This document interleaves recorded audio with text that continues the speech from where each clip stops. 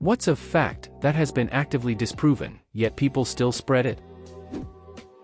24 hours for a missing persons report. Can't tell you how many people call 911 after their child/partner has been missing for that long. When Samantha Josephson was kidnapped and killed after mistaking a stranger's car for her Uber, her friends did not immediately report her missing because they thought they had to wait 24 hours after her disappearance. Scientists don't know how bees fly. This one drives me crazy. Some guy said, by my math, bees shouldn't be able to fly, and didn't think that just maybe his math was off. No, it's that a very commonly observed thing somehow breaks the laws of physics. It's even better. He did it using the math for fixed-wing airplanes. More specifically, he only measured the wings as producing force on the down flaps, when bees produce lift on both down and up flaps because of the shape amongst a few other variables. It made sense at the time before digital cameras allowed us to see the full motion of a bee's wing flap from numerous angles. Does not make sense in a modern setting one bit. As a dietitian, it drives me nuts when people say that iceberg lettuce is devoid of nutrition. A typical serving of 100 grams provides 17% of your daily vitamin A and 20% of your vitamin K requirements, all for just 14 calories. Plus, it's a good source of potassium, manganese, and fiber. So, it's far from being just water. There's definitely nutritional value there. Gum stays in your intestines for 7 years if you swallow it. Cracking your knuckles causes arthritis. A Thousand Oaks, California, doctor won the Ig Nobel Medicine Prize for his first-hand research into arthritis in fingers. As a child and in adulthood, Donald Unger's mother, several aunts, and mother-in-law warned him that cracking his knuckles would lead to arthritis in his fingers. To test that theory, he cracked the knuckles of his left hand, but not the right hand, every day for more than 60 years. The misconception that humans only use 10% of their brains, which has been debunked by neuroscience. In reality, various parts of the brain have specific functions, and most of the brain is active at different times. Carrots improve your night vision. It was a fact, promoted by the Allies during WW2 to hide their invention of radar. All those British pilots are downing German bombers at night because they eat so many carrots. Totally not because we have a device that lets us see them day or night from dozens of miles away. Myers-Briggs personality test has no independently verified evidence behind it. It has no more scientific evidence behind it than a Cosmo quiz. I watched a BuzzFeed video once where they did a comprehensive personality test of a group of guys, then gave them the results and asked them what they thought. Each guy said, "Wow, this is crazy, it's so accurate, etc." Then they told them that they'd all been given the same generic printout. Just a massive confirmation bias, and we'll make any bits fit that we want to and ignore what doesn't. I stopped paying attention to any personality quiz after that. That people used to only live to age 30 in the past. I can't believe how often people still mention this misconception. Average mortality rate is not equal to individual life expectancy. When people think average life expectancy, they'll intuitively think of it as, what's the most common age to die? That would be the mode, but the stats are never about that. That on average you swallow 8 spiders a year. When really that one guy that swallowed 450,237,448,097,561 spiders really skewed the data. Also that you're never more than 3 feet away from a spider. Yes, if you add up all the spiders in the world and divide them evenly, there will be a spider every 3 feet, but there's no spider distribution system. If you shave facial hair, it grows back thicker. That you can catch a cold from being outside in the cold. You become more susceptible, but the actual cold is a virus you can only catch from other people. One of the most interesting things I learned during COVID is that those cold and flu and Rona viruses are surrounded by a protective fatty layer. It's dense and durable in the cold, but in the heat it melts a bit and gets fragile. So viruses spread more easily when it's cold out, because they last longer outside before disintegrating. It's still true that you don't catch a cold from being cold, but the combination of tougher viruses and people breathing all over each other indoors makes viral infections more likely in winter. The tryptophan in turkey makes you sleepy. 1. You'd have to eat an entire 20-pound turkey by yourself in one sitting to get enough tryptophan to get sleepy from it. 2. Chicken actually has higher concentrations of it, and nobody is running around saying chicken made them sleepy. Overeating makes you sleepy. Not the turkey.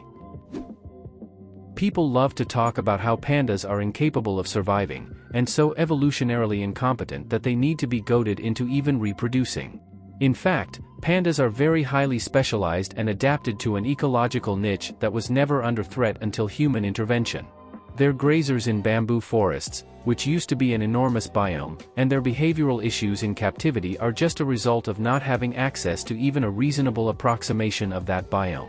They evolved to be picky about food because they evolved surrounded on all sides by food and adapted to extract the best food efficiently, instead of clear-cutting their environment to get worse food.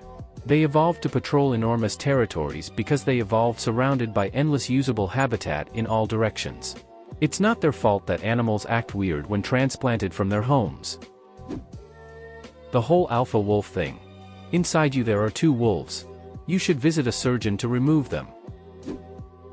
That if you touch a baby animal for any reason, their parents will abandon them because they now smell like you. This is a good one that should stay in circulation. It was very likely invented by human parents to prevent their human children from trying to cuddle cute baby animals and getting attacked by angry animal parents. Also, seeing that clip of young adults trying to pet an adult bear while it was eating, we need to invent more leave animals alone myths for everyone's protection. Well, I take that back. I want to protect the animals from the consequences of human stupidity. They shouldn't be euthanized for following their completely reasonable instincts after being harassed by attention seekers. That you will make less by getting a raise due to getting into the next tax bracket, US specific. This is true only in very rare scenarios like receiving disability, but by and large, you won't make less per paycheck with a raise. Right? It's not that you pay a higher percentage on your entire income. Let's say you go from making $100,000 to $150,000 and the tax rate is 15% until you reach $100K and 20% if you make $100K, $150K, the next tax bracket.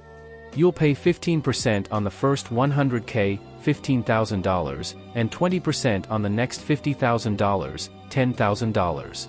So total you paid $25,000 in taxes, which yes is more taxes, but you also brought home $125,000 whereas the previous year you only brought home $85,000. That Napoleon was short. He was actually average height. The power of propaganda is immense. There is a kernel of truth to it however. French foot and British foot are two different units of measurement. Napoleon was 5 feet 2 inches in French Imperial, which is 5 feet 6 inches in British Imperial. Referring to a post from a few minutes ago. You must drink 3 liters of water every day to maintain your health. There is no scientific basis for this fact, and overindulgence can be dangerous.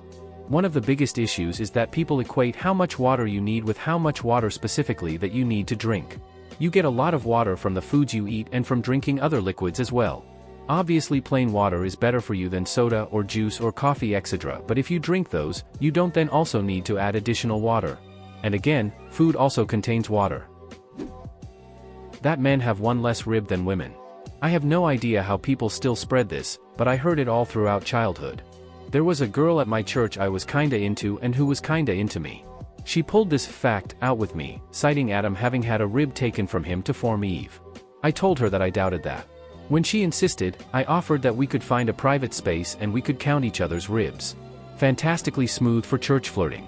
Still proud of it. After eating, wait 30 minutes before swimming. There was also a rumor about how parents put a special tablet in the pool that made the water turn orange if you peed in the pool, but that might fit better under what are some white lies parents tell children. Similarly, they told me in school that a fire alarm sprays invisible ink on the person who pulls it so that they can find you if you pulled it as a prank. I spent my whole life seeing fire alarm pulling scenes in sitcoms etc., and silently thinking to myself that it was unrealistic that they never got caught, due to the invisible ink. And I was way too old when I finally thought about it for a second and realized that it was obviously just bullcrap that I got told to make me behave as a child.